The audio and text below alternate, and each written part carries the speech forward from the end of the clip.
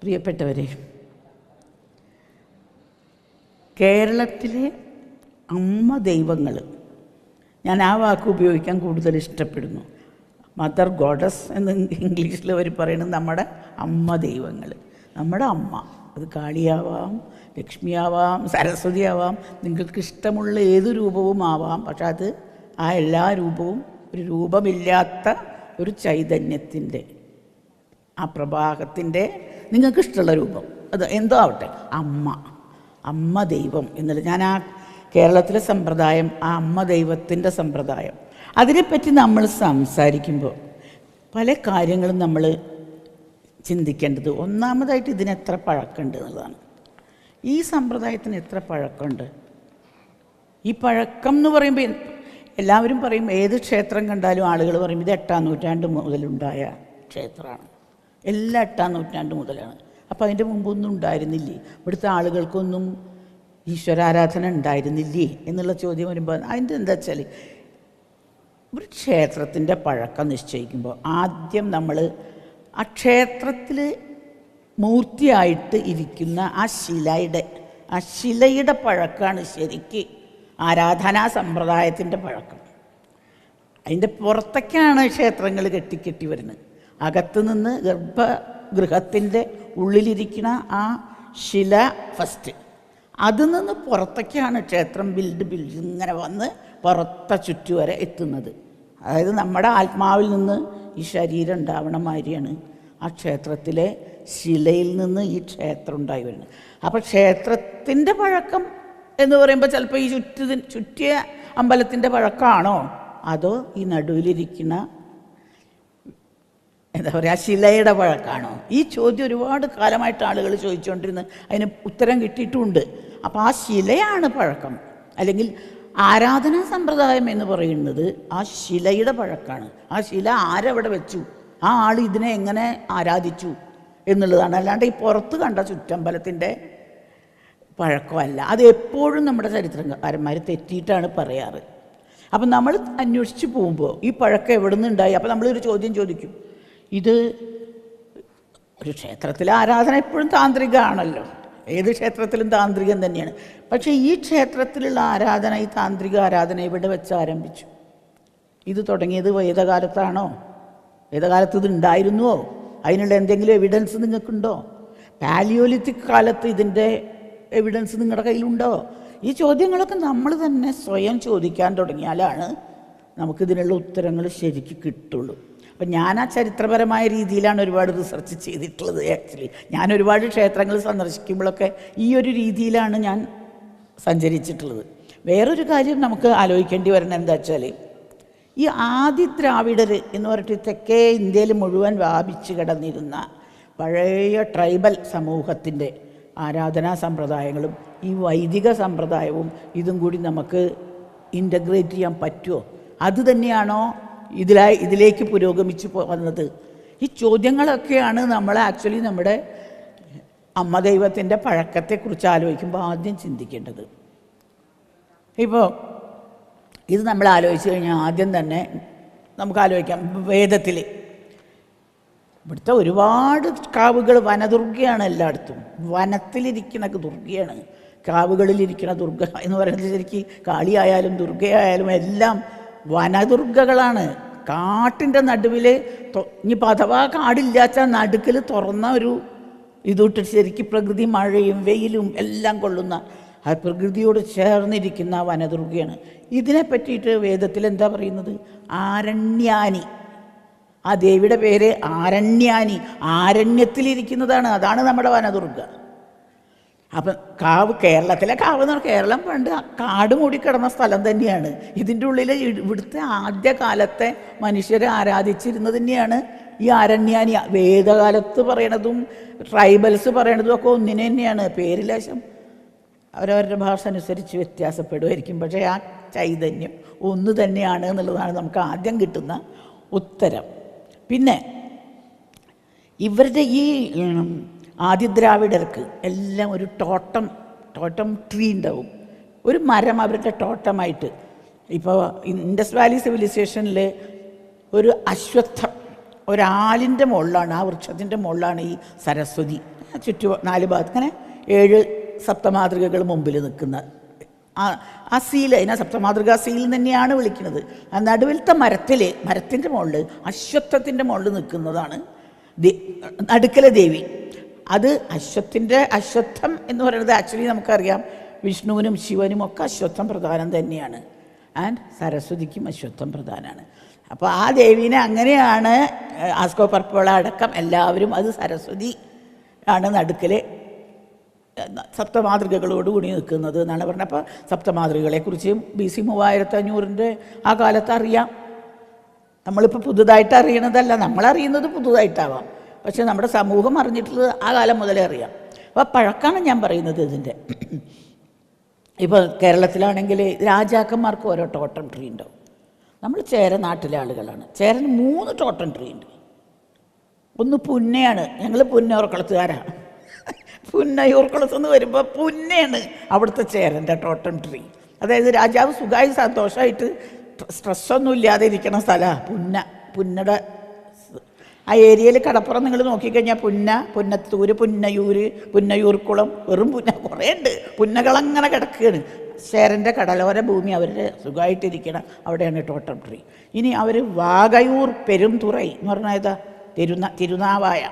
തിരുനാവായയിലെ പീഠത്തിൽ കയറി ആ സ്ഥാനം ആരോഹണം ചെയ്യുന്ന സമയത്ത് വിജയത്തിൻ്റെ ചിഹ്നമായിട്ട് വാഗയാണ്. അതാണ് അതിന് വാകയൂർ പെരുംതുറൈ. അപ്പോൾ വാഗയാണ് അവരുടെ ടോട്ടം ട്രീ, രണ്ടാമത്തെ ടോട്ടം ട്രീ.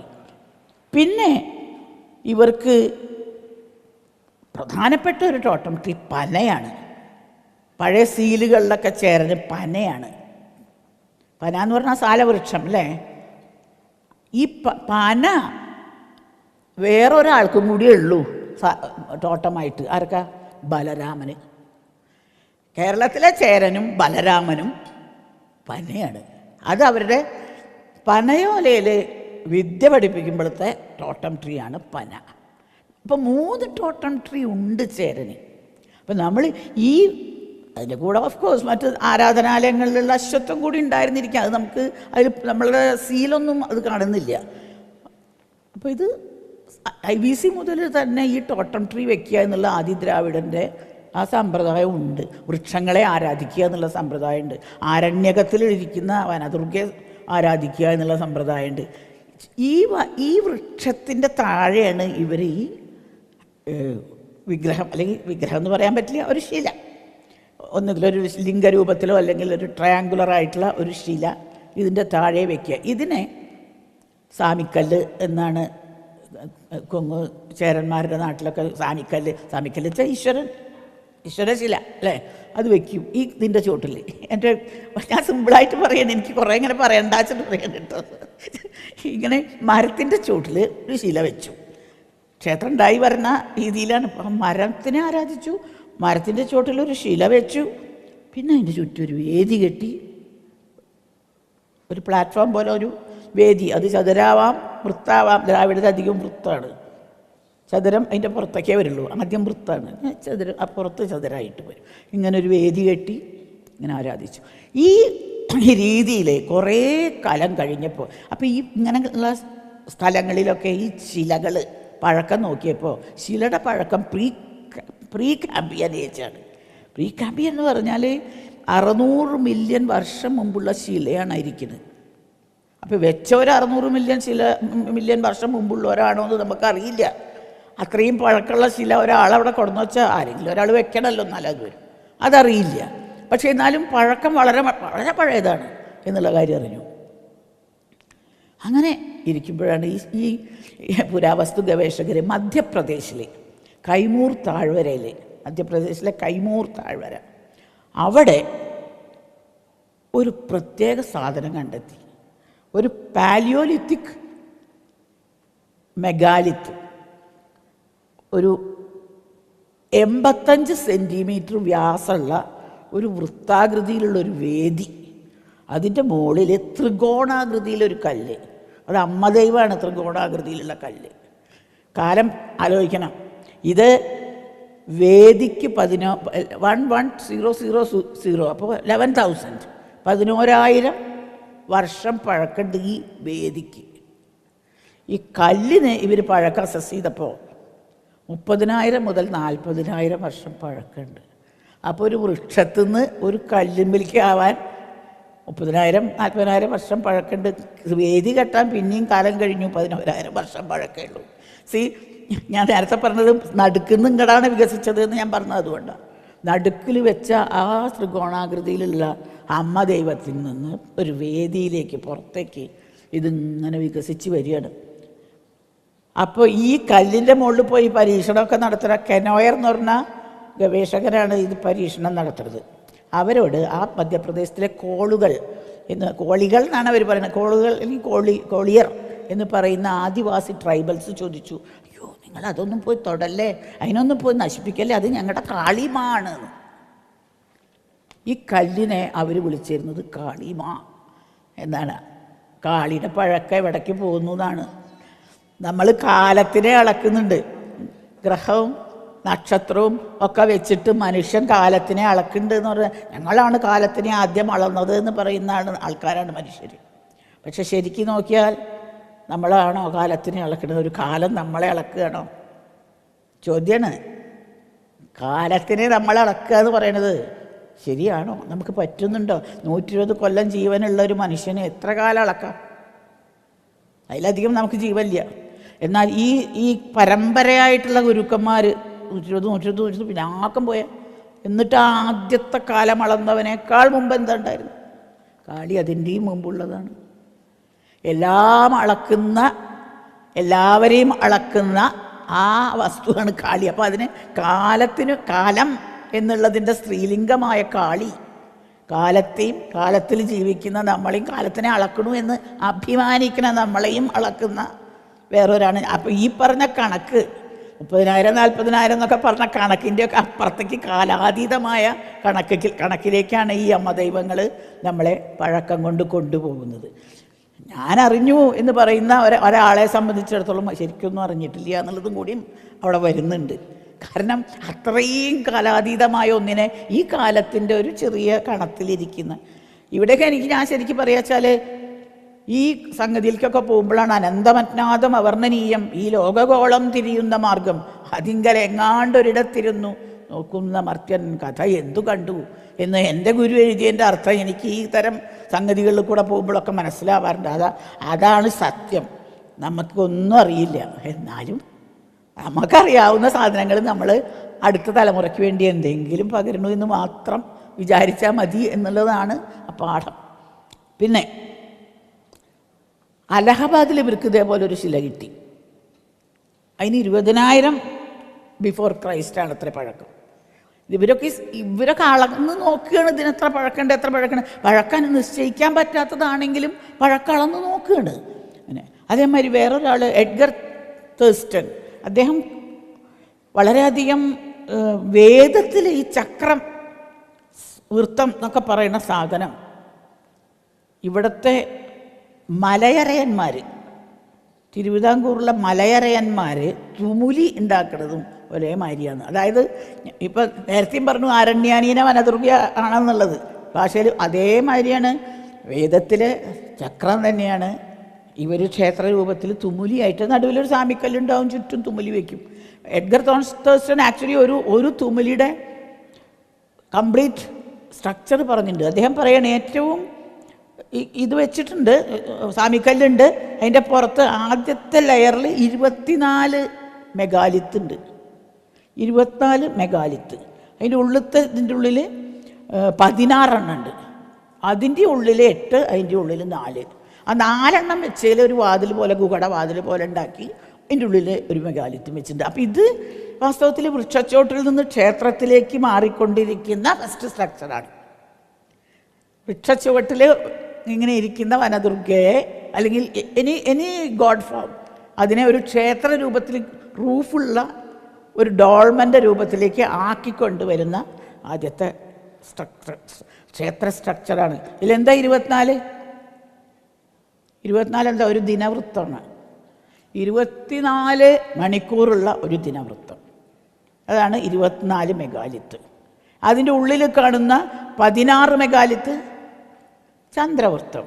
അതായത് സൂര്യൻ്റെ 24 മണിക്കൂറും ചന്ദ്രൻ്റെ 16 കലകളും അതിൻ്റെ ഉള്ളിൽ നമ്മുടെ എന്താ പറയുക അഷ്ടദള പത്മം അങ്ങനെ ഒരു സാധനം അതിൻ്റെ ഉള്ളിലാണ് ഈ 4 എണ്ണമുള്ള ഗർഭഗൃഹം ഇരിക്കുന്നത്. ഇപ്പോൾ ഒരു ഗർഭഗൃഹം അതിൻ്റെ പുറത്തൊരു ചെറുത്, അതിൻ്റെയും പുറത്തൊരു ചെറുത്, ഇതിൻ്റെയും ഇങ്ങനെ വലിയ 3 വൃത്തം ആയിട്ട് 3 ചുറ്റുമായിട്ട് ആദ്യകാലത്തെ ക്ഷേത്രം വന്നു. അങ്ങനെ അപ്പോൾ പുറത്തെ ക്ഷേത്രമാണോ അകത്തെ വിഗ്രഹമാണോ പഴയത് എന്നുള്ള സംഗതി ഈ ഒരു സ്ട്രക്ചർ കൊണ്ട് തന്നെ മനസ്സിലായി.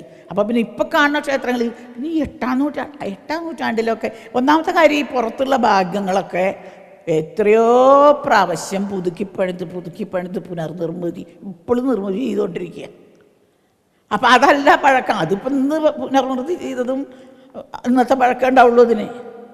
അകത്ത് അങ്ങനെയല്ല. അപ്പം ഈ വിഗ്രഹത്തിൻ്റെ പഴക്കമാണ് ക്ഷേത്രത്തിൻ്റെ പഴക്കം, അല്ലെങ്കിൽ ആരാധനാ സമ്പ്രദായത്തിൻ്റെ പഴക്കം. ആരാധനാ സമ്പ്രദായത്തിൻ്റെ പഴക്കം, ശിലയുടെ പഴക്കം എന്ന് പറയുമ്പോൾ ആരാധനാ സമ്പ്രദായത്തിൻ്റെ പഴക്കമാണ്.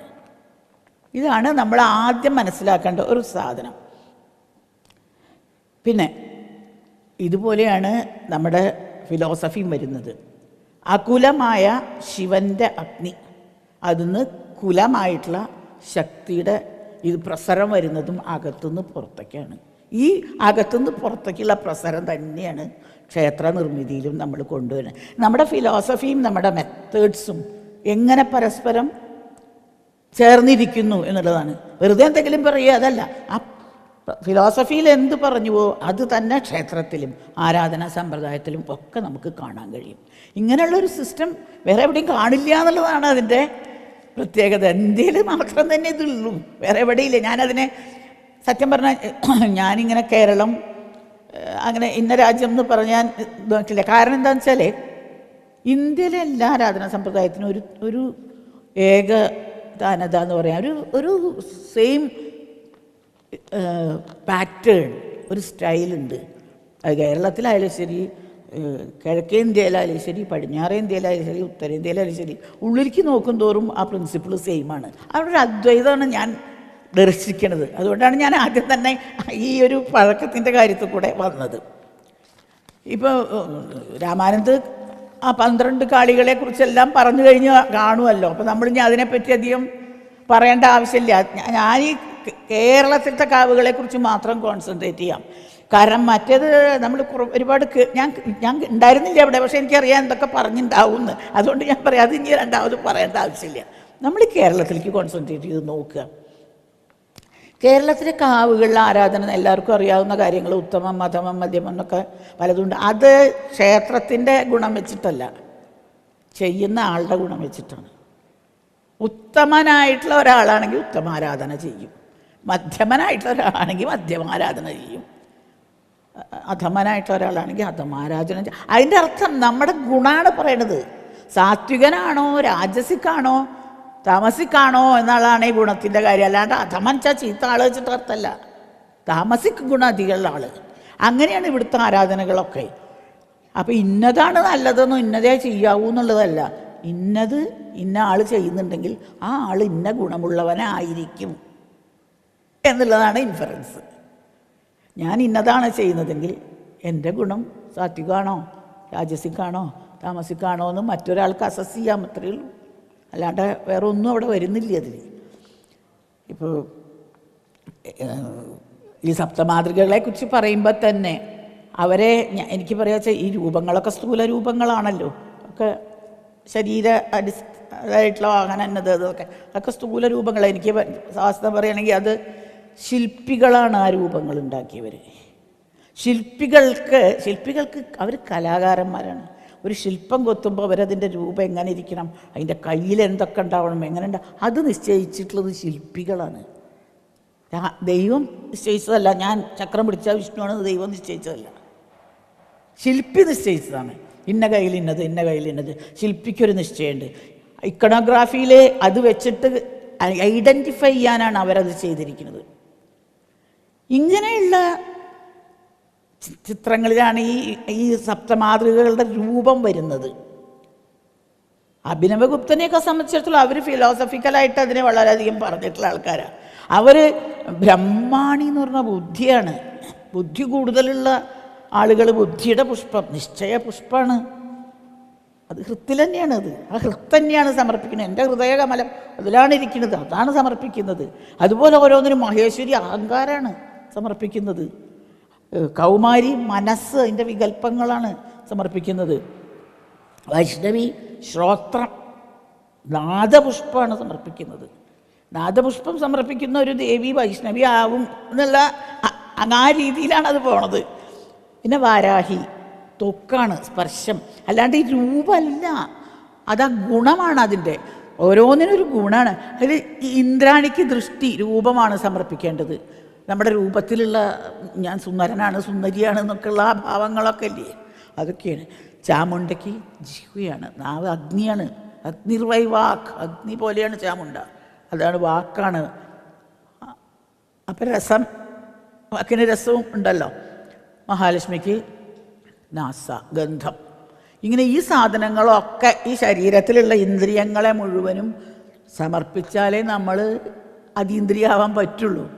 അതിനുള്ളൊരു സിമ്പലാണ് ഈ സപ്ത മാതൃകകളെ. പക്ഷെ ഈ സപ്ത മാതൃകകളെ ഇതിൻ്റെ പുറത്ത്, അതായത് ശ്രീചക്രത്തിൻ്റെ ഭൂപുരത്തിൻ്റെ 2ാമത്തെ ചക്രത്തിൽ കാണുന്ന ഈ ദേവതകളെ ഇൻഡസ് വാലി സിവിലൈസേഷനിൽ BC 3500 കണ്ടു എന്ന് വെച്ചാൽ എന്താ, പുറത്തുള്ളതിനെ അന്നേ അറിയാച്ച അകത്തുള്ളതിനെ അറിയാതിരിക്കില്ല. ഞാൻ ആദ്യം അങ്ങനെ വന്ന് ഇങ്ങടനെ ചുറ്റിയാണ്. ഇങ്ങനെയാണ് നമ്മൾ ബുദ്ധി ഉപയോഗിച്ച് അതിനെ മനസ്സിലാക്കേണ്ടത്.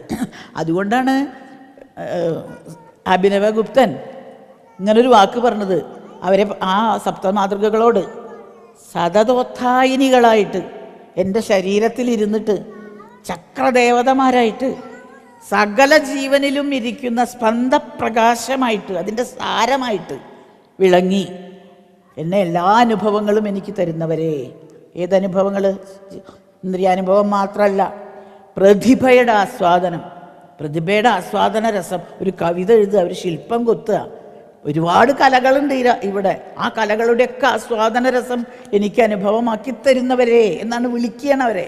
അങ്ങനെയുള്ള എല്ലാ ദേവിമാരോടും ഈ ലോകത്തിൻ്റെ സൗന്ദര്യം, സൗന്ദര്യശാസ്ത്രം എന്ന് പിന്നെ വേണമെങ്കിൽ പറയാം, അതിൻ്റെ ചമത്കാരം, അതിൻ്റെ വിസ്മയം, അതൊക്കെ എന്നെക്കൊണ്ട് അനുഭവിപ്പിക്കുന്നവരെ, ഇന്ദ്രിയാസ്വാദനങ്ങളിൽ നിന്ന് എന്നെ വേർപെടിച്ച് അതീന്ദ്രിയമായ ആസ്വാദനത്തിലേക്ക് നയിക്കുന്നവരെ, നിങ്ങളെല്ലാം ഞാനിതാ നമസ്കരിക്കുന്നു എന്ന് പറയുമ്പോൾ ഏത് രീതിയിലാണ് ഈ സപ്ത മാതൃക്കളെ അദ്ദേഹം കണ്ടിരുന്നത്? വളരെ ഉയർന്ന ഒരു തലത്തിലാണ്, വെറും രൂപം എന്നുള്ള നിലയിലല്ല എന്നുള്ളതാണ്. പിന്നെ സൈന്ധവശീലിൽ കണ്ട ആ വൃക്ഷത്തിൽ സരസ്വതിയാണ് എന്ന് പറയുന്ന സ്ഥിതിക്ക് ഭാഷയുടെ പ്രചോദന ശക്തിയാണത് അല്ലേ. സരസ്വതി വാക്കഗ്നിയാണ്. കാളിയും സരസ്വതിയൊക്കെ അവിടെ ഒന്നാവുണ്ട്. അപ്പോൾ ഒന്നാമത് നമ്മൾ അറിയണം. അതാണ് അതിൽ മനനശേഷിയും ലോകത്തിലെ വിജ്ഞാനങ്ങൾ മുഴുവനും ബോധത്തിൻ്റെ സ്പന്ദവും. ബോധമാണ് ഏറ്റവും വലിയ കാര്യം. ആ ബോധത്തിൻ്റെ സ്പന്ദം അടക്കം തരുന്നത് ഈ വാക്ക്, അഗ്നിയായ ഈ വാക്ക്, ഈ സരസ്വതി തന്നെയാണ് എന്ന് നമ്മൾ ഗ്രഹിക്കുകയാണ്. അപ്പോൾ ഇവിടെ ഞാൻ കുറച്ച് മുമ്പ് ഒരു ഇത് പറഞ്ഞു, ക്ഷേത്രങ്ങളുടെ മുമ്പ് ഈ കേരളത്തിലത്തെ കാവുകൾ എന്ന് പറയുമ്പോൾ ഏറ്റവും അധികം എണ്ണം ഇവിടെ ഏതാ ഉള്ളത്? ഏത് തരം കാവുകളാണ്? അങ്ങ് ശരിക്കും ആലോചിച്ചു. ഓരോ തറവാട്ടിലും മച്ചിൽ ഒരു പരദേവത ഉണ്ടാവും. അതെപ്പോഴും കാളിയുടെ രൂപം തന്നെയാണ് എല്ലാവരും വയ്ക്കുന്നത്. കാളിയായിട്ട് തന്നെയാണ് മച്ചിൽ വയ്ക്കുന്നത്. പുറത്ത് വടക്ക് പടിഞ്ഞാറേ കോണിൽ ഒരു നാഗക്കാവുണ്ടാവും. അത് ശരിക്ക് ഒരു വനദുർഗയാണ്. അതുണ്ടാവും. അത് കൂടാതെ കളരി ഉള്ള വീടുകളിൽ, പണ്ട് കാലത്ത് യുദ്ധത്തിന് പോയവരായിരുന്നല്ലോ അവരൊക്കെ. ഇപ്പം നമുക്ക് അതിൻ്റെ ഒന്നും ആവശ്യമില്ല, കളരിയൊന്നും വേണ്ടല്ലോ, നമുക്ക് യുദ്ധമൊന്നും വേണ്ട. ആ പണ്ട് കളരിയിലും ഒരു ദേവത ഉണ്ടാവും. അത് ഭദ്രകാളിയായിരിക്കും. അപ്പോൾ കളരിയിലൊരു ഭദ്രകാളിയും നാഗക്കാവിൽ ഒരു വനദേവതയായിട്ട് ത്വരിതയും, മച്ചിൽ ഒരു കാളിയും പരദേവത ഇരിക്കും. അപ്പോൾ ഒരു വീട്ടിൽ തന്നെ 3 എണ്ണം. അതായത് പിന്നെ ഗ്രാമത്തിനൊരു ഗ്രാമദേവത ഉണ്ടാവും. അപ്പോൾ എത്ര കാളിമാർ, എന്തെല്ലാം വിവിധ തരത്തിൽ വിവിധ ആളുകളുടെ വീട്ടിൽ, ഗ്രാമത്തിലും നഗരത്തിലും ഒക്കെ ഈ ദേവി. ഇത്രയും അധികം കാവുകളുള്ള ഒരു സ്ഥലം ഇന്ന് ലോകത്തിലില്ല, എവിടെയില്ല. അപ്പം അതാണ് നമ്മളുടെ ഏറ്റവും അധികം ഉള്ളത്. പിന്നെ നേരത്തെ പറഞ്ഞ സപ്ത കന്യകമാർ ഉള്ളതും ഇല്ലാത്തതുമായ ക്ഷേത്രങ്ങൾ. ഉള്ള ക്ഷേത്രങ്ങളിൽ വളരെ കുറച്ചെണ്ണത്തിൽ രുചിത്തിൻ്റെ ആരാധനാക്രമമുള്ളൂ. അതാണ് 13 കാവ് രാവിലെ പറഞ്ഞത്. അത് കൂടാതെ രുചിത്തല്ലാതെ ദാരികചിത്തായിട്ടുള്ള ക്ഷേത്രങ്ങളുണ്ട്. പിന്നെ മഹിഷാസുരമർദ്ദിനിയുടെ സെൻ്ററായിട്ടുള്ള ക്ഷേത്രങ്ങളുണ്ട്. ഇതൊക്കെ കേരളത്തിലുണ്ട്. ഞാൻ വേറെ ഈ 13 ആളെ ഉള്ളൂ എന്നുള്ളത് എനിക്ക് ആദ്യം കിട്ടിയത് നമ്മുടെ അടികൾ പറഞ്ഞിട്ടാണ്. അടികളാണ് അവിടെ വന്നിട്ട് വീട്ടിൽ വന്നിട്ട് ഇങ്ങനെ ഇതിനെപ്പറ്റി ഞങ്ങൾ ഒരുപാട് സംസാരിക്കുമായിരുന്നു. അപ്പം ഇദ്ദേഹം ഈ 13 കാവുകൾ, ഈ സപ്തമാതൃകയെക്കുറിച്ചൊക്കെ ഞങ്ങൾ ഒരുപാട് സംസാരിക്കുന്നു. വാസ്തവം പറഞ്ഞാൽ നമ്മളുടെ ഈ ബോധപ്രവാഹത്തിനെ മൂപ്പര് പറഞ്ഞിട്ട് ഞാൻ എന്നെ എനിക്ക് തിരിച്ചിട്ടതാ ശരിക്കും. ഞാൻ ആ വഴിക്ക് അങ്ങനെ പോയിട്ടുണ്ടായിരുന്നില്ല. അപ്പം പിന്നെ ഞാൻ ഇവിടെയൊക്കെ ക്ഷേത്രങ്ങൾ അന്വേഷിച്ച് നടന്ന് നോക്കുമ്പോൾ ആദ്യം എനിക്കൊരു റെഫറൻസ് കിട്ടി. കോഴിക്കോട് യൂണിവേഴ്സിറ്റിയിലെ ഒരു കുട്ടിയുടെ പേര് ശരിക്കും ഓർമ്മയില്ല, ഒരു പെൺകുട്ടി, ആര്യ എന്നൊക്കെ തോന്നുന്നുണ്ട്. ആ കുട്ടി ഒരു ആർട്ടിക്കിൾ പ്രസിദ്ധപ്പെടുത്തിയിട്ടുണ്ട്. അതിൽ ആ കുട്ടി 36 ക്ഷേത്രം ഈ ഇവരുള്ളത് ആ കുട്ടി എഴുതിയിട്ടുണ്ട്. അപ്പോൾ എനിക്ക് പിന്നെ ഞാൻ ആ തിരുവനന്തപുരം ഭാഗത്തേക്കൊന്നും എനിക്ക് പോയിട്ടില്ല, പോകാൻ കഴിഞ്ഞില്ല. ഈ ഏരിയയൊക്കെ ഒന്ന് ഞാനൊന്ന് കവർ ചെയ്ത് നോക്കി. ഈ 13നേക്കാൾ കൂടുതൽ ഇവിടെയൊക്കെ കിട്ടുമോയെന്ന് അറിയാൻ. അപ്പോൾ എനിക്ക് വേറൊരു 13 കിട്ടി. പക്ഷേ എന്താ വെച്ചാൽ ആ 13 രുചിത്തല്ലാതെ ദാരികചിത്ത് ചെയ്യുന്ന വേറൊരു 13. അപ്പോൾ ഈ ഭാഗത്ത് തന്നെ ഉണ്ട് ഒരു 26. ഇത് ഈ മറ്റേ കുട്ടി കൂട്ടിയാൽ ഈ ആദ്യം പറഞ്ഞ 13 ഉണ്ട്, ഞാൻ പറഞ്ഞ 13 ഇല്ല.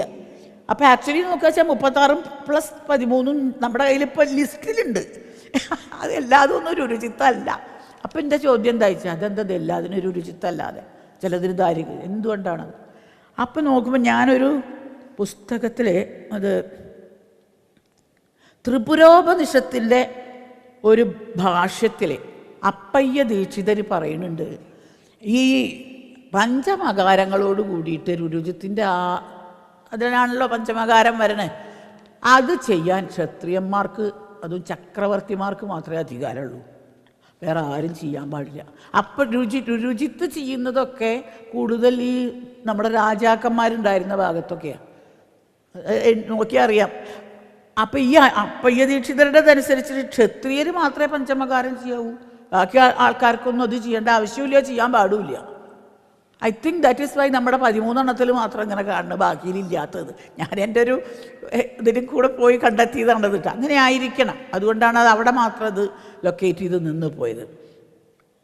പിന്നെ അദ്ദേഹം വേറൊന്നും കൂടി പറയുന്നുണ്ട്, അശ്വമേധയാഗം ചെയ്യുമ്പോഴും അങ്ങനെയാണ്, ബ്രാഹ്മണരും ഒന്നും അത് ചെയ്യില്ല. ബ്രാഹ്മണരൊക്കെ വേദത്തിലെ മന്ത്രം ചൊല്ലല്ലാണ്ട് ആ ക്രിയ അവർ ചെയ്യില്ല. അതേപോലെയാണ് ഇവരുടെ ഈ പഞ്ചമകാരവും ബ്രാഹ്മണന്മാരൊരിക്കലും ചെയ്യില്ല, അത് ചെയ്യുന്നത് ക്ഷത്രിയം മാത്രമാണ്. രാജസിക് ആൾക്കാർക്കുള്ളതാണത്. നമ്മൾ മധ്യമ പൂജ എന്ന് പറഞ്ഞിട്ടാണല്ലോ അതിനെപ്പോൾ, അത് രാജസിക് ഗുണമുള്ള മധ്യമ ഗുണമുള്ള ആളുകൾക്കുള്ള പൂജയാണത്. അത് ക്ഷത്രിയന്മാരാണ് ചെയ്തിരുന്നത്. അതല്ലാത്തവരൊക്കെ ഭദ്രകാളി ദാരികചിത്തായിട്ട്, ഇപ്പോൾ നമ്മൾ കാട്ടാമ്പാലൊക്കെ അല്ലേ ദാരികചിത്താണ്, അവിടെ ഒരു രുചിത്തല്ല. ആ ഒരു പൂജ എല്ലാവർക്കും ചെയ്യാം. അപ്പം അതുകൊണ്ടാണ് ഇങ്ങനെ 2 രീതിയിൽ സപ്തമാതൃകകളുടെ 2 ടൈപ്പ് ക്ഷേത്രം വന്നത്. പിന്നെ വേറൊന്ന് എന്താണെന്ന് വെച്ചാൽ, ഇതൊക്കെ മാറ്റി നിർത്തിയാൽ നമ്മളീ പറയുന്ന സംഗതികളൊക്കെ സപ്തമാതൃകകളുടെ രൂപം, മനുഷ്യൻ്റെ രൂപത്തിലുള്ള സപ്തമാതൃകകളുള്ള ക്ഷേത്രങ്ങളെ പറ്റിയാണ്. അതല്ലാത്തത് കേരളത്തിലെ ഏത് ക്ഷേത്രത്തിലും എങ്ങനെയുള്ള ഏത് മൂർത്തിയായാലും ശരി, തെക്ക് ഭാഗത്ത് സപ്തമാതൃകകളുടെ ശില കാണും. ആന്ത്രപ്പോമോർഫിക് ഫോം അല്ല, but you can see that ചെറിയ ചെറിയ ബലിക്കല്ലായിട്ട് ഇങ്ങനെ അതവിടെ കാണും. അതായത് ഈ സപ്തമാതൃക എന്ന് പറയുന്ന സാധനം കേരളത്തിലെ എല്ലാ ക്ഷേത്രത്തിലും ഉണ്ട്, അല്ലേ? എല്ലാ ക്ഷേത്രത്തിലും സപ്തമാതൃക ഉണ്ട്, പക്ഷേ മെജോറിറ്റിയിലെ ശില മാത്രമാണ്, അല്ലാണ്ട് രൂപമില്ല. നമ്മളിപ്പോൾ ഈ കണ്ട ഇതിലും നമ്മൾ എണ്ണിയ 43-ലധികം പേരുണ്ടോയെന്ന് അറിയില്ല കേട്ടോ. അതിലൊക്കെ ദാരികചിത്താണ്, പക്ഷേ 13 ഒരു രുചിത്താണ്. ഇങ്ങനൊരു, പക്ഷേ ഇറ്റ് ഈസ് വെരി പോപ്പുലർ കേരളത്തിൽ.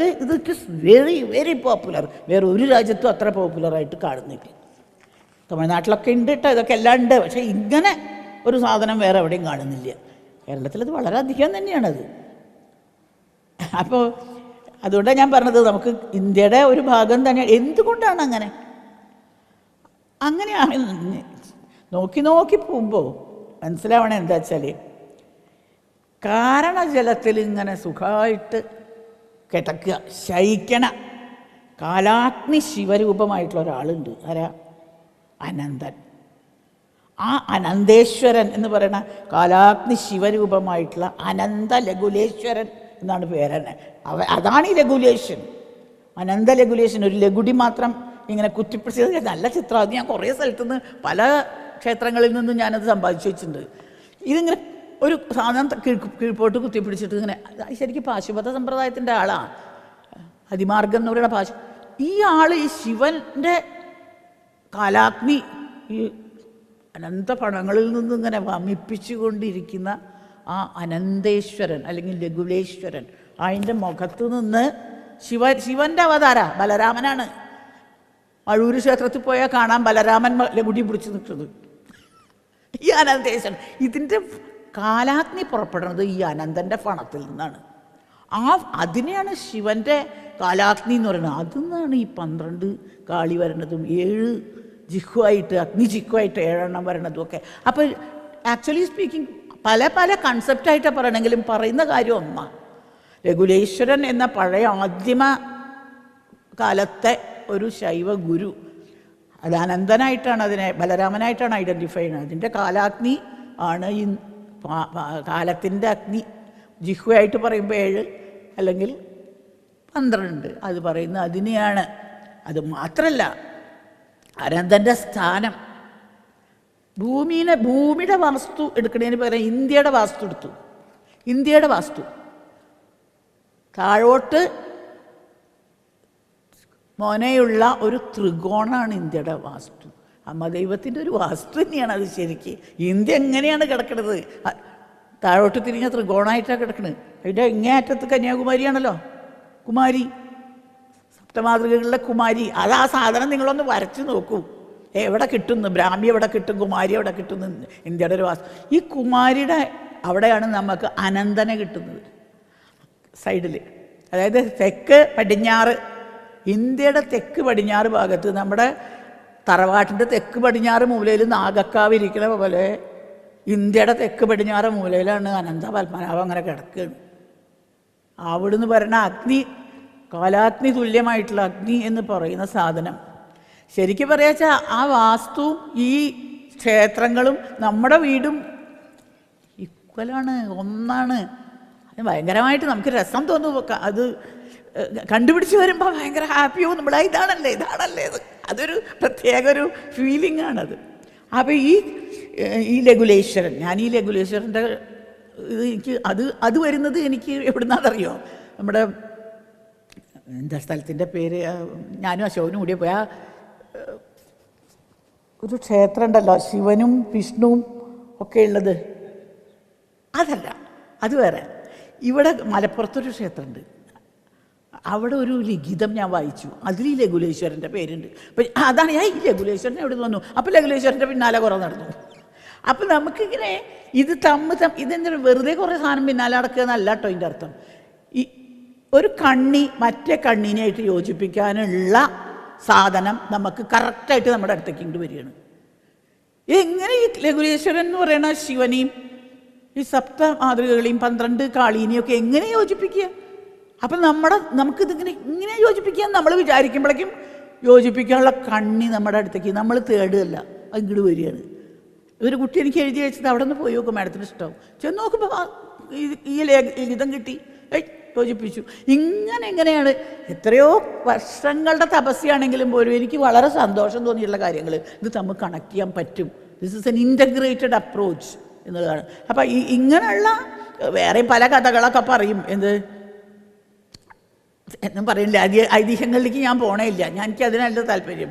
ഐതിഹ്യം എന്ന് പറഞ്ഞാൽ ചിലപ്പോൾ പറയും അവിടെ പോയി തപസ് ചെയ്തു, ഇവിടെ പോയി മറ്റാളെ കൊന്നു, ഇയാളെ കൊന്നു. അതൊന്നും അല്ല കാര്യം. നമ്മളെ ഫിലോസഫിയിലേക്ക് പോകണം, എന്നാലേ അത് ശരിയാവുള്ളൂ. ഇപ്പം ഈ അന്ധകനായിട്ട് ഇരിക്കണ അന്ധകാസുരനെ വധിക്കാൻ വിഷ്ണു ഇതാക്കി, അത് മറ്റാക്കി. ഇതൊന്നുമല്ല. ഈ പറയുന്ന സാധനം, ഈ ലഘുലേശ്വരൻ എന്ന് പറയുന്ന ഈ ശിവൻ, അല്ലെങ്കിൽ ഈ അനന്തേശ്വരൻ, ഈ ബലരാമൻ, ആരായിരുന്നു അദ്ദേഹത്തിൻ്റെ ശിഷ്യന്മാർ? 4 ശിഷ്യന്മാരേ ഉള്ളൂ. അതിൽ ഒരാൾ, ഒരു വ്യക്തി, അതിലേക്ക് ഞാൻ പിന്നെ വരാം. ആ വ്യക്തി തന്നെയാണ് കേരളത്തിലത്തെ എല്ലാ രാജ്യങ്ങളുടെയും അധിപനായിട്ടിരുന്നിരുന്ന ആൾ. ഇവിടുത്തെ കേരളത്തിലെ പ്രജകൾ മുഴുവൻ അങ്ങരുടെ പ്രജകളായിരുന്നു എന്ന് പറയുന്ന വേറൊരു പുസ്തകം. അപ്പം ഞാൻ പറയാം, ഇത് ഇറ്റ്സ് ട്രൂ. കാരണം ശ്രീകൃഷ്ണൻ്റെ ജനനകാലത്ത് ശിവൻ കൃഷ്ണൻ്റെ ലീല കാണാൻ അവതരിച്ച കാലത്തുള്ള അനന്തനെയാണ് ഇവർ ലഘുലേശ്വരൻ എന്ന് പറയുന്നത്. അതിൻ്റെ ശിഷ്യ പരമ്പര ഇഷ്ടംപോലെ തന്നിട്ടുണ്ട്, ഒരു കുഴപ്പമില്ലാണ്ട്. So you can connect it. അതാണ് ഒരു പ്രശ്നമില്ല. അതാണ് നമ്മുടെ ഈ നാഗക്കാവ് അവിടെ കാണിക്കുന്നത്. വാസുകിയുടെയും അനന്തൻ്റെയും സിസ്റ്ററായിട്ടുള്ള, സഹോദരിയായിട്ടുള്ള പത്മാവതി അല്ലെങ്കിൽ മനസ എന്ന് പറയുന്ന ദേവീനെയാണ് നമ്മളവിടെ പൂജിക്കുന്നത്. അപ്പോൾ പത്മാവതി ത്വരിതയും കൂടിയാണ്, ത്വരിതാദേവിയാണ്. ലളിതല്ല, ശാരദാ തിലക തന്ത്രം, അത് ലക്ഷ്മണ ദേശികേന്ദ്രൻ്റെയാണ് 8-ാം നൂറ്റാണ്ടിലെ. അതിനൊരു ഭാഷ്യം 14-ാം നൂറ്റാണ്ടിൽ രാഘവ എഴുതിയിട്ടുണ്ട്. ഈ പുസ്തകത്തിലെ 10ാമത്തെ പടലം ത്വരിതാ പ്രകടനമാണ്. അതിൽ ഈ വനദുർഗ എന്ന് പറയുന്ന ഈ ത്വരിത അല്ലെങ്കിൽ കിരാതി, അതിൻ്റെ ഋഷി അർജുനനാണ്. അത് ഈ ദേവി നമ്മളെല്ലാവരും അവനവൻ്റെ നാഗക്കാവിൽ പൂജിക്കുന്ന ഈ ദേവിയുടെ ഒരു കൃത്യമായ ആരാധന നടക്കുന്നത് കേരളത്തിലെ കാടാമ്പുഴയിലെ വനദുർഗ നല്ല അസല് ത്വരിതയാണ്. അതിലാണ് അർജുനൻ കണ്ടതാണെന്നാണ് പറയുന്നത്. പാശുപത സമ്പ്രദായത്തിൻ്റെ ആ പാശുപത സമ്പ്രദായം കൊടുത്ത ലഘുലീശ്വരനും അല്ലെങ്കിൽ കിരാതനും അർജുനനും ടൈം സ്പാൻ അതൊക്കെ ഒരേ സമയത്താണ്. ഇൻഡസ് വാലി ടൈമാണത്, BC 3500. ഈ സമയത്ത് അവിടെ ഉണ്ടായ ഒരു സംഗതിയാണ് ഈ കാടാമ്പുഴ ദേവി അല്ലെങ്കിൽ ത്വരിത. ഈ ത്വരിതയുടെ കംപ്ലീറ്റ് രൂപം പറയുന്ന സമയത്ത് അതിനെ വർണ്ണിക്കുമ്പോൾ അതിൻ്റെ ധ്യാന ശ്ലോകം ആദ്യം പറയുന്നത് തന്നെ ശരിക്കും നമ്മൾ ഈ ലളിതാ സഹസ്രനാമത്തിൽ പറയണില്ലേ, സിന്ദൂരാരുണ, അത് തന്നെയാണ്, സെയിം ശ്ലോകമാണ് ഈ പുസ്തകം ശാരദാത്തിൽ. അപ്പം അതിൻ്റെ അർത്ഥം അത് രണ്ടും ഒന്നാണ്. നമ്മൾ ഈ ലളിതാ പരമേശ്വരി ത്രിപുരസുന്ദരി എന്ന് പറയുന്ന ആ ദേവിയുടെ അതേ രൂപമാണ് ത്വരിതയ്ക്കും കൊടുത്തിരിക്കുന്നത്. അതേ സമയത്ത് അവർ വേറൊന്ന് പറയുന്നുണ്ട്, ഇവിടെ നടക്കുന്ന സമയത്ത് ഒരു ശബരി രൂപത്തിൽ, കിരാതി രൂപത്തിലാണ് നടക്കുക.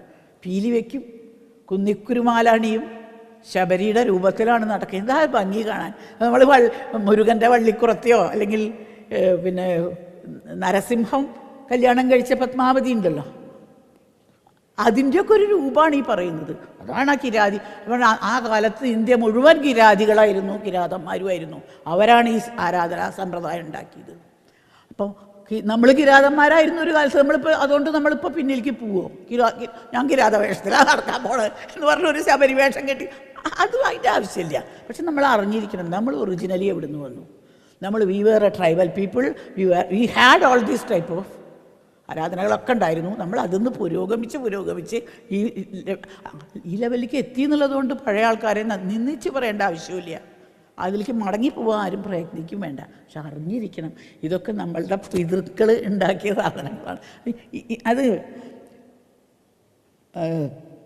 തന്ത്രസാരത്തിൽ ഇതിനെപ്പറ്റി പറയുമ്പോൾ അദ്ദേഹം പറയുന്നുണ്ട്, ബ്രാഹ്മി അല്ലെങ്കിൽ സരസ്വതി എന്ന് പറയുന്ന ആദിമനാദമായ പ്രണവാണ്. ആ പ്രണവാണ് സൃഷ്ടിശക്തിനെ ചെയ്യുന്നത്. ഇങ്ങനെ സൃഷ്ടിശക്തി അല്ലെങ്കിൽ പ്രപഞ്ച സർഗം ചെയ്തു വന്നു കഴിഞ്ഞാൽ വൈഷ്ണവി എന്ന് പറയുന്ന ശക്തി അതിനെ ഒരു ക്രമം, ഒരു ഓർഡർ, അതിനൊരു ക്രമം കൊടുക്കും. അത് മാത്രമല്ല അതിന് അതിസുന്ദരമായൊരു രൂപവും കൊടുക്കും വൈഷ്ണവി. ഈ സൃഷ്ടിയുടെ സൗന്ദര്യം എന്താ? ആക്ച്വലി ഇത് ഗോൾഡൻ റൂൾ എന്ന് പറയും നമ്മൾ. ആ റൂൾ വെച്ചിട്ടാണ് ഈ കംപ്ലീറ്റ് സൃഷ്ടി. ഇത് നമ്മൾ വിചാരിച്ചാൽ ചെയ്യാൻ പറ്റില്ല. എൻ്റെ നിങ്ങളുടെ ശരീരത്തിലുള്ള സെൽസ് പോലും ആ ഗോൾഡൻ റൂളിലാണ് നടക്കുന്നത്. അത് നമ്മുടെ എന്താ പറയുക, ഒരാൾക്ക് ഉണ്ടാക്കാൻ പറ്റിയതല്ല. എൻ്റയർ സാധനം ഒരുമിച്ച് ഒരേപോലെ ആ ശക്തി.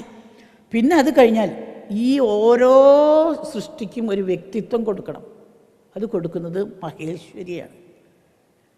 അതും കഴിഞ്ഞാൽ കുമാരി ശരിക്കും ഗുരുവിനെ മാതിരി ഗുരുഗുഹ രൂപിണിയായിട്ട് കുമാരൻ മുരുകനെ പറയണ പേര് ആ കുമാരിയുടെ രൂപം തന്നെയായിട്ട് ആത്മാവിന് ഒരു ശാശ്വതമായ പ്രചോദനം കൊടുക്കാനാണ് ആ തെക്കേ അറ്റത്ത് പോയി നിൽക്കുന്നത് കൗമാരി.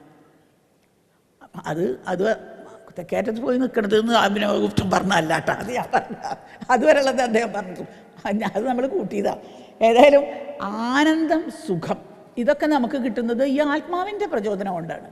അപ്പം നമ്മളുടെ ഏറ്റവും വലിയ സുഖമായിട്ടുള്ള ആത്മസുഖം തരുന്നത് ആ കൗമാരി എന്നുള്ള ദേവിയാണ്. എന്നുവെച്ചാൽ അത് എന്താ പറയുക, പ്രണവം ഉപദേശിക്കുന്ന ഗുരുവാണത്, ആ ഗുരുരൂപമാണത്, ഗുരുഗുഹ രൂപിണിയാണ്. പിന്നെന്താ വെച്ചാൽ വേറൊരു ഇത് ഞാൻ വല്ലാണ്ട് അധികം പോകണ്ടോ സംശയമാക്കി പറഞ്ഞു കഴിഞ്ഞാൽ എനിക്ക് പിന്നെ ഓർമ്മയില്ലാണ്ട് ഓരോരുത്തർക്ക് പോകും, എവിടെ നിർത്തുമെന്ന് അറിയാണ്ടാവും ഇതിനെക്കുറിച്ച് പറഞ്ഞു തുടങ്ങി. അതാണ് എനിവേ, കാടാമ്പുഴയിലെ ദേവി ഇരിക്കുന്നതിൻ്റെ മുമ്പിലൊരു ശിലയുണ്ട്, എല്ലാവരും പോയിണ്ടാവുമല്ലോ അവിടെ.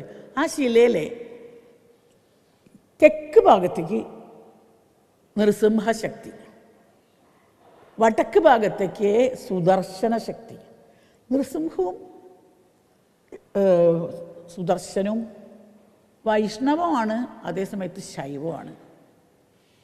വിഷ്ണുവിൻ്റെ ശൈവശക്തി ഇതിൽ രണ്ടിലുമാണ്, സംഹാരശക്തി. അപ്പോൾ ബോത്ത് വൈഷ്ണവ ആൻഡ് ശൈവം. അതുകൂടാതെ അതിന് വനദുർഗയാണ്, ദുരിതയാണ്. അത് കൂടാതെ മോഹിനിയുടെ ശക്തിയുണ്ട്, പിന്നെ ഒന്നും കൂടി ഉണ്ടല്ലോ മൃത്യുഞ്ജയൻ്റെ. ഇത്രയും ശക്തി ആ ദേവിയുടെ ഉള്ളിലുണ്ട്.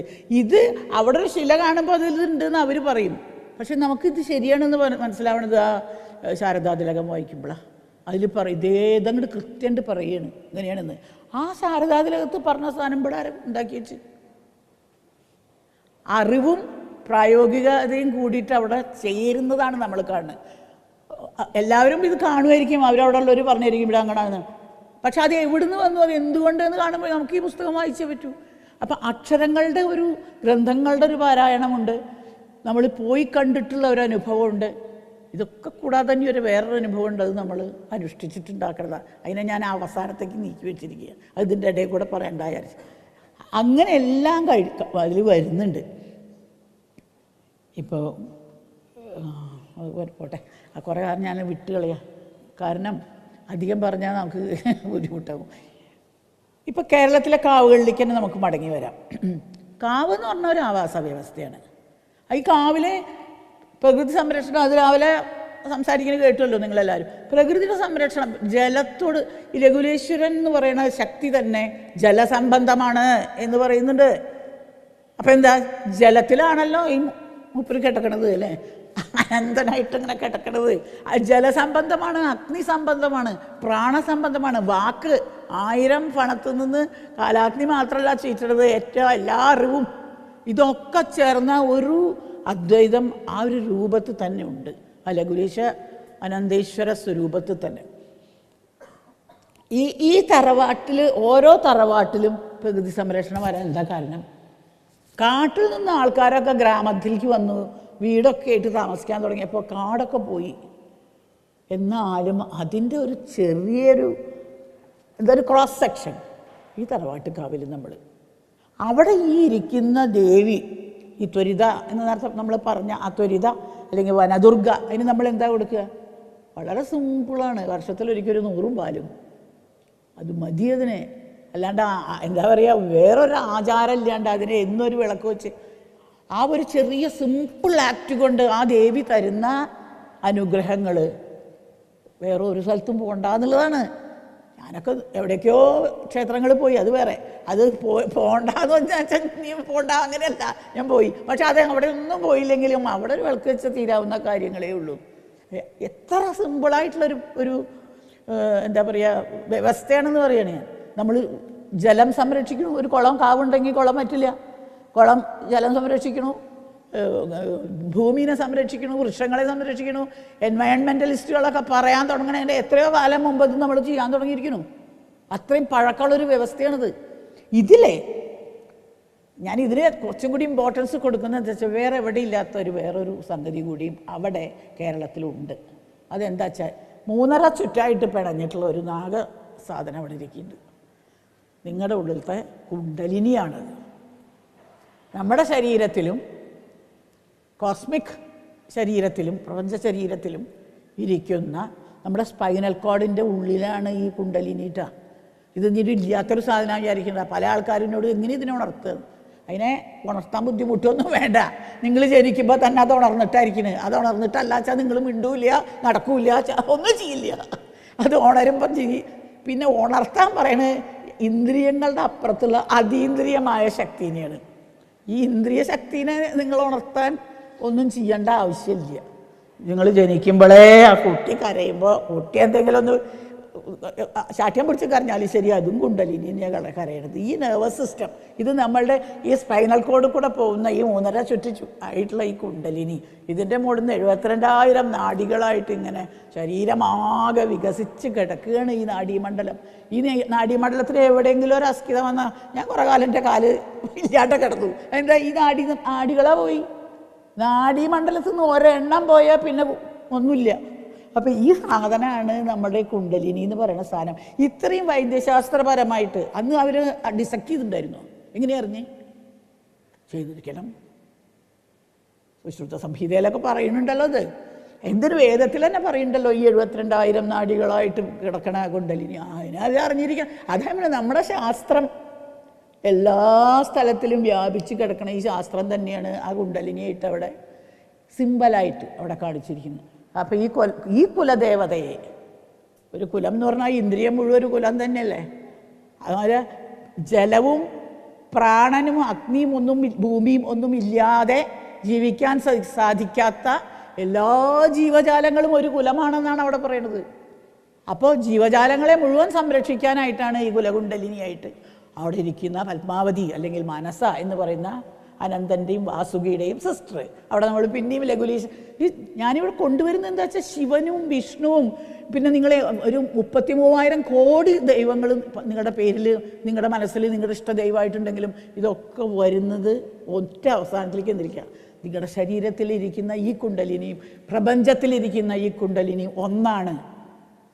ഞാനും പ്രകൃതിയും ഒന്നാണ്. ഞാനും പ്രകൃതിയും ബ്രഹ്മവും.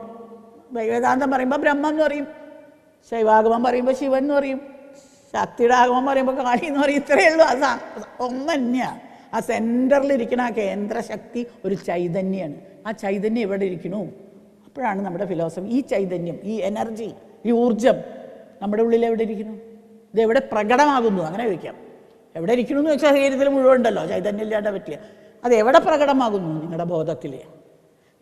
സ്റ്റഡി ഓഫ് കോൺഷ്യസ്നെസ് ഒക്കെ ഇപ്പോൾ വെസ്റ്റേൺ സൈഡിൽ തുടങ്ങിയിട്ടുള്ളൂ. നമ്മൾ ആ സ്റ്റഡി ഓഫ് കോൺഷ്യസ്നൊക്കെ അരച്ച് കലക്കി കുടിച്ച് എല്ലാ ഗ്രന്ഥത്തിലും തന്നു കഴിഞ്ഞിരിക്കുന്നു നമ്മുടെ ആൾക്കാർ. നമ്മുടെ ആൾക്കാർ എന്ന് പറഞ്ഞാൽ പഴയ ഋഷിമാർ. ആ സ്റ്റഡി ഓഫ് കോൺഷ്യസ്നെസ്സിലേക്ക് ഈ കുണ്ടലിനിയാണ് നമ്മളെ നയിക്കുന്നത്. അതാണ് നമ്മുടെ കൊടിഞ്ഞാറെ കോണിൽ പാവം ഇരിക്കുന്നത്. ഞങ്ങളുടെ വീട്ടിലൊന്നുണ്ട്, ഒരു നാഗയക്ഷി. ഒരു എനിക്ക് അമ്മ ചെറുപ്പത്തിലേ പറഞ്ഞു തരും, ഇതാണ് പത്മാവതി. പത്മാവതി ദേവി ഭാഗവതം വായിച്ചറിയാം. ശിവൻ്റെ ശിഷ്യയും വിഷ്ണുവിൻ്റെ പത്നിയും ആയിട്ടുള്ള അതവിടെ ഇങ്ങനെ ഇരിക്കുന്നുണ്ട്. മനസാദേവി, പത്മാവതി. തിരുമല നരസിംഹസ്വാമി ജനിച്ചു വന്നപ്പോൾ നരസിംഹസ്വാമി പോയി വിവാഹം കഴിച്ച, ശ്രീനിവാസ രൂപത്തിൽ വന്ന് വിവാഹം കഴിച്ച പത്മാവതി ഒന്നെ അതവിടെ ഇരിക്കുന്നുണ്ട്. ഈ ദേവി ഞാൻ നേരത്തെ പറഞ്ഞു, അതിൻ്റെ ശക്തികൾ സിംഹത്തൊക്കെ പറഞ്ഞു. അതുകൂടാതെ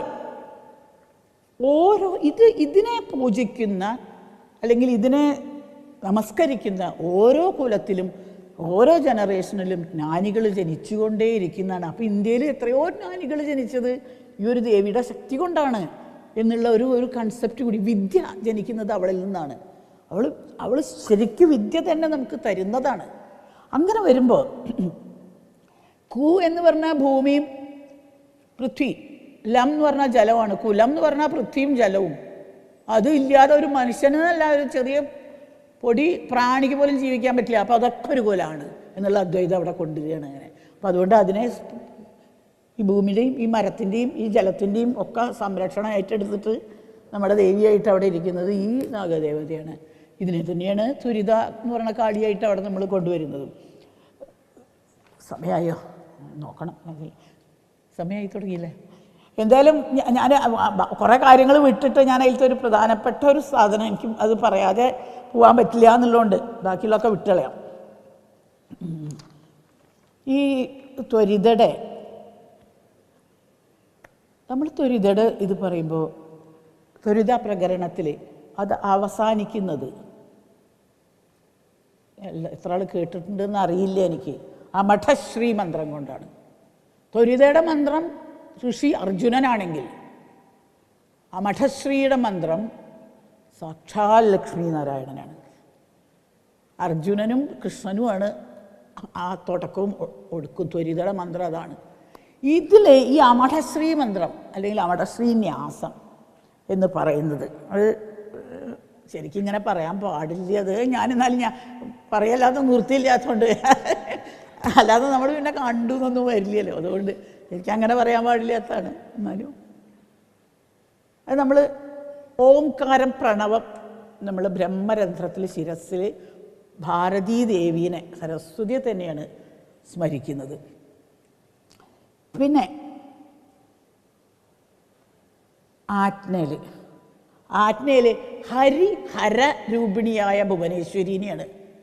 ഹരിഹര രൂപിണി, ഹ ര ഈം എന്നാക്കിയ സ്ത്രീ, ഹ്രീം. ഭുവനേശ്വരിയുടെ മന്ത്രമാണ് ഇവിടെ ധരിക്കുന്നത്.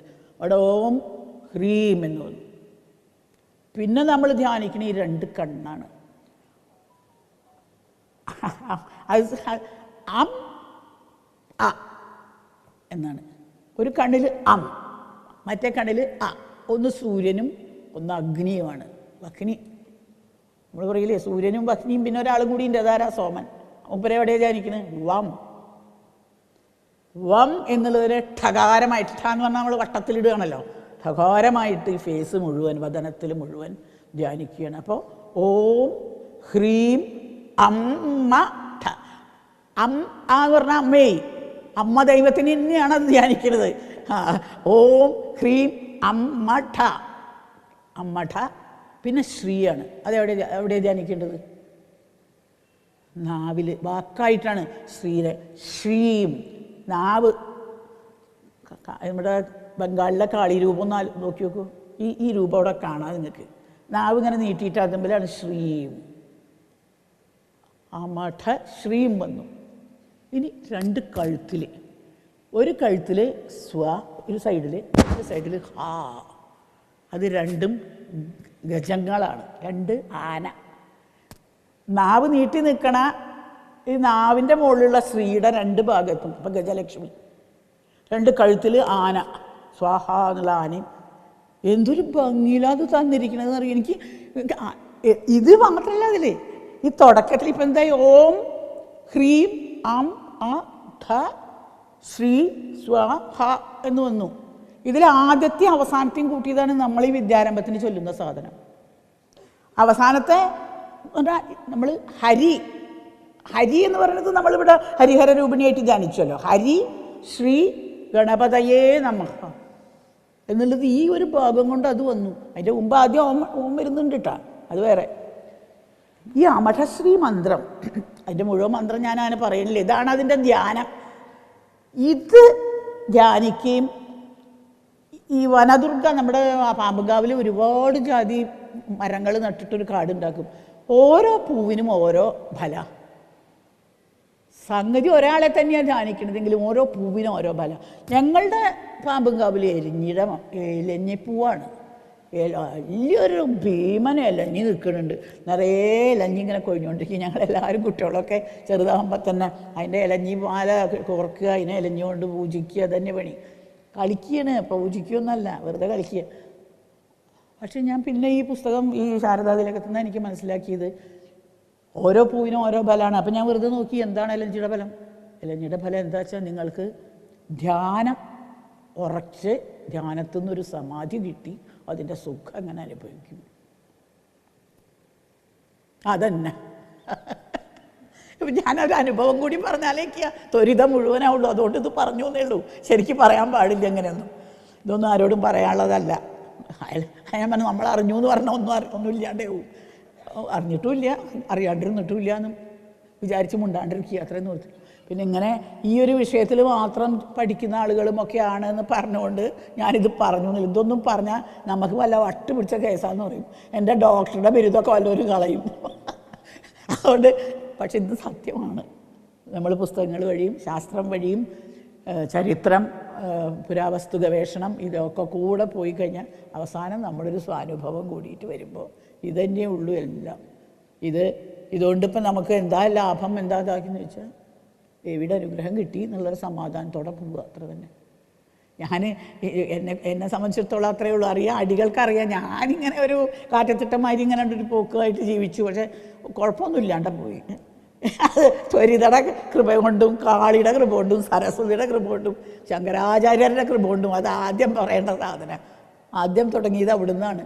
അദ്വൈതം, ശിവൻ്റെ അദ്വൈതമായാലും ശാക്ത അദ്വൈതമായാലും വിഷ്ണുവിൻ്റെ അദ്വൈതമായാലും വേദാന്തത്തിൻ്റെ അദ്വൈതമായാലും സ്വാദിന് ഒരു വ്യത്യാസമില്ല. അതിൻ്റെ രസം ഒരു തുള്ളി നാവൽ വെച്ചാൽ പരമസുഖം, പരമരസം, സൗന്ദര്യലഹരിയുടെ രസം അത്ര തന്നെ. ഞാൻ പറയാൻ പോയ കാര്യങ്ങളും പറഞ്ഞ കാര്യങ്ങളും ഒക്കെ തമ്മിൽ എഴുതിക്കൊണ്ടതൊന്നും ആയിരിക്കില്ല പറഞ്ഞിട്ടാവുക. അങ്ങനെയൊക്കെയാണത്. എനിക്ക് ഈ ഒരു വിഷയം വരുമ്പോൾ അങ്ങനെ ഇദ്ദേഹം പറയുന്നതിന് അറിയാതെ, വീട്ടിൽ വന്നിരുന്ന അദ്ദേഹത്തിന് അറിയാതെ എങ്ങനെയാണ് വരിക. അങ്ങനെ ഒരു ഇതാണ്. അത് ദൈവം അങ്ങനെയാണ് നമ്മളെ ഉണ്ടാക്കിയത്, സൃഷ്ടിച്ചത് അല്ലേ. അതാണ്. ഈ കുട്ടികൾ വന്നിട്ട് എൻ്റെ വീട്ടിൽ വന്നിരുന്ന് സംസാരിച്ചപ്പോൾ തന്നെ ഞാൻ എന്ന് പറഞ്ഞു. ഇപ്പം ഞാൻ വളരെ കാലമായിട്ട് എവിടെയും പോകാറില്ല, ഉള്ള കാര്യം പറയാം. പക്ഷെ എനിക്ക് ഈ കുട്ടികൾ വന്ന് സംസാരിച്ചപ്പോൾ എനിക്ക് ആ വിഷയം ഇഷ്ടമായി, അവർ പറഞ്ഞ രീതി ഇഷ്ടമായി, അവരുടെ പുസ്തകങ്ങൾ കാണിച്ചു തന്നു, അത് ഇഷ്ടമായി. കാണിച്ചു എന്തായാലും ഇതൊക്കെ ആരോട്ടും വയ്യെങ്കിലും ഞാൻ പോവും എന്ന് വിചാരിച്ചു വന്നു. സന്തോഷമായി, എല്ലാം കൊണ്ടും ഗുണമായി എന്ന് തോന്നുന്നുണ്ട്. എല്ലാ മംഗളങ്ങളും നിങ്ങൾക്ക് ഉണ്ടാവട്ടെ. ചിലപ്പോൾ നമ്മളിനി കണ്ടു എന്നൊന്നും വരില്ല. അപ്പോൾ ഇപ്പം എല്ലാ മംഗളും ഇപ്പം തന്നെ ആശംസിക്കുകയാണ്. ഓട്ടെ കുട്ടികളെ, എനിക്ക് അധികം നേരം അവിടെ എത്തണം. അതുകൊണ്ട് വലിയ എനിക്കറിയാം, നേരത്തെ കേട്ട പ്രഭാഷണവും ഇപ്പോൾ കേൾക്കുന്ന പ്രഭാഷണവും നിങ്ങളൊരു ഹലുവ തിന്നുന്ന പോലെ ഇരുന്ന് കേട്ടത് പോലെ എനിക്ക് തോന്നി. കാരണം അത്ര രസത്തിലാണ് അത് അവതരിപ്പിച്ചത്. ഞാൻ പറയുന്ന പോലെ ഇത്ര കുറച്ച് കോംപ്ലിക്കേറ്റഡ് ആക്കിയിട്ട് ഈ കാര്യം പറയാം, ഇത്ര രസമാക്കിയിട്ടും പറയാം. അപ്പം ഞങ്ങൾ ശ്രീനാഥ്ജി ഈ പരിപാടി നടത്തുമെന്ന് പറഞ്ഞപ്പം എന്നോട് പറഞ്ഞു, രാംജി ആരൊക്കെയാണ് വിളിക്കുക. അപ്പം എനിക്ക് ഒട്ടും സംശയം ഉണ്ടായിരുന്നില്ല സുവർണ മാമിൻ്റെ പേര് പറയാൻ. അത് നിങ്ങൾക്ക് എന്താണെന്ന് മനസ്സിലായിട്ടുണ്ടാവും. ഞാനിപ്പോൾ ശ്രീനാഥ്ജിയോട് ഇവിടെ ഇരുന്നിട്ട് പറയുമായിരുന്നു, കേരളത്തിൽ ഇങ്ങനത്തെ വിഷയത്തെക്കുറിച്ച് സംസാരിക്കാൻ നമുക്ക് എത്ര സ്ത്രീകളുണ്ട്, അതൊരു ചോദ്യമാണ്. എത്ര പേര് ഇനിയുണ്ട്? അന്നും സുവർണ മാമുണ്ട്. ഞാനൊക്കെ വളരെ കുഞ്ഞാവുമ്പോൾ മുതൽ സൗവർണവും ഇതൊക്കെ വായിച്ചിട്ട് ഞങ്ങളൊരു സ്ഥിരം പരിപാടി തന്നെയായിരുന്നു. പത്മസിന്ധുവും സൗവർണമൊക്കെ വീണ്ടും വീണ്ടും വായിക്കുക. ഭയങ്കര കട്ടിയാണ്, ഒന്നും മനസ്സിലാവില്ല. അത്രയും കട്ടിയുള്ള പുസ്തകമാണെങ്കിലും അതിങ്ങനെ തലയുടെ അടുത്ത് വെച്ച് കിടക്കുകയും ചെയ്യും ദിവസവും. അങ്ങനെ എൻ്റെയൊക്കെ ഒരു ഉപാസനാ കാലഘട്ടത്തിൽ ഏറ്റവും കൂടുതൽ സ്വാധീനിച്ചിട്ടുള്ള, ഞാൻ യോഗിനി തുല്യമായി കാണുന്ന ഒരു ആളാണ് സുവർണാമ്മ. അതിലുപരി ഇപ്പോൾ ഇവിടെ പറഞ്ഞ സമയത്ത് പറഞ്ഞു, നാലപ്പാട്ട് കുടുംബം നമുക്ക് എല്ലാവർക്കും അറിയാം. കവിതയുടെ പ്രതിഭയുടെ അഭിനവോക്തൻ പ്രതിഭ എന്നാണ് ദേവിയെ വിളിക്കുന്നത്. ദേവി പ്രതിഭയാണ്, ചിത്തിൻ്റെ ആനന്ദശക്തി പ്രതിഭയാണ്. ആ പ്രതിഭയുടെ ധാരാളിത്തം കൊണ്ട് അല്ലേ ചില സ്ഥലത്ത് കോരിച്ചൊരിഞ്ഞു വിടും. അങ്ങനെ കോരിച്ചൊരിഞ്ഞൊരു തറവാടാണ് നാലപ്പാട്ട് തറവാട്.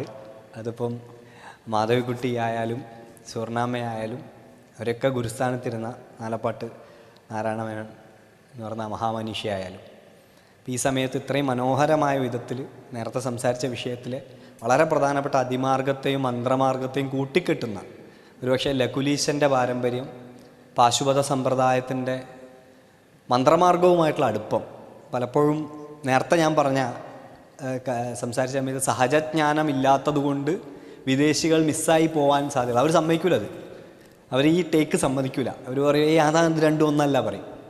പക്ഷേ അത് രണ്ടും ഒന്നാണെന്ന് മനസ്സിലാവുന്നൊരു സഹജജ്ഞാനം നമുക്ക് ഈ മണ്ണിൽ ചവിട്ടി നടന്നുകൊണ്ട് മാത്രം ഉണ്ടാവുന്നതാണ്. ആ സഹജജ്ഞാനം കൊണ്ട് ആവോളം എന്താ പറയുക അനുഗ്രഹീതയാണ്. അമ്മ പറയുന്ന പോലെ ഇലഞ്ഞി മാല കെട്ടിക്കൊടുത്തത് കൊണ്ട് ദേവി ആ അനുഗ്രഹം ധാരാളം കൊടുത്തിട്ടുണ്ട്. കീർത്തിയാണ്. കീർത്തി എന്ന് പറഞ്ഞാൽ അറിവ് കൊണ്ടുള്ള കീർത്തി, അളക്കാനാവാത്ത കീർത്തി കിട്ടും എന്നാ പറയാം. ആ കീർത്തി അമ്മയ്ക്ക് ധാരാളം ഉണ്ട്. ഒരു അനുഭവം കൂടി പറയാം. ഞങ്ങൾ വീട്ടിൽ ചെന്ന സമയത്ത് ഞങ്ങളെ കൂടെ പ്രസീതേട്ടൻ ഉണ്ടായിരുന്നു. പ്രസീതേട്ടൻ വരാൻ നേരത്തെ ചോദിച്ചു, രാംജി അമ്മയ്ക്ക് മനസ്സ് വായിക്കാൻ അറിയുമോ എന്ന് ചോദിച്ചു. അപ്പം ഞാൻ ചോദിച്ചാൽ അതെന്താ? അപ്പോൾ എന്താണെന്ന് വെച്ചാൽ പോകുന്ന വഴിക്ക് അങ്ങോട്ടുള്ള വഴി പറഞ്ഞു തരാൻ സുവർണ്ണമ്മയ്ക്ക് അറിഞ്ഞുകൂടാ, സ്വന്തം വീട്ടിലേക്കില്ലേ.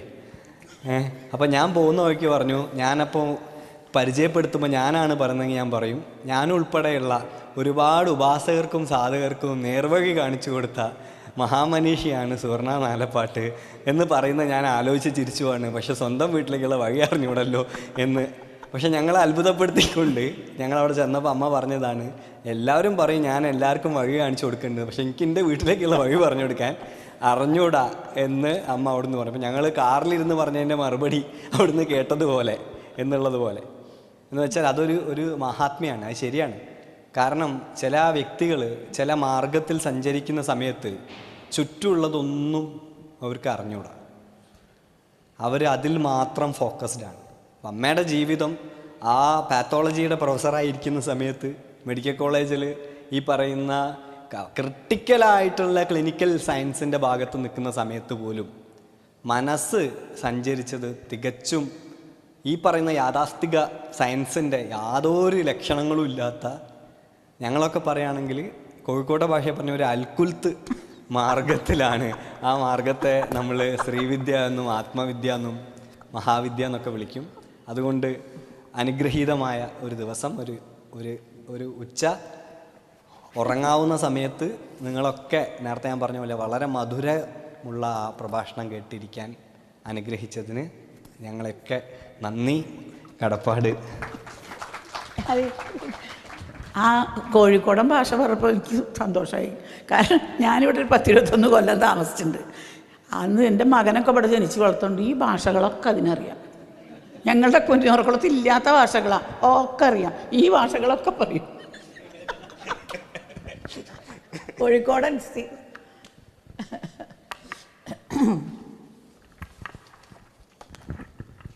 ഓ അല്ലേ. വൈയായികയിലും ഇത്രയും ദൂരം ഇവിടെ എത്തിച്ചേരുകയും നമ്മൾക്ക് അറിവും തിരിച്ചറിവും പകർന്ന മാമിനെ ഈ വേദിയിൽ ആദരിക്കുകയാണ്. ആദരിക്കാനായി ശ്രീനാഥ് കാരയാട്ട് അവർകളെ ക്ഷണിക്കുന്നു.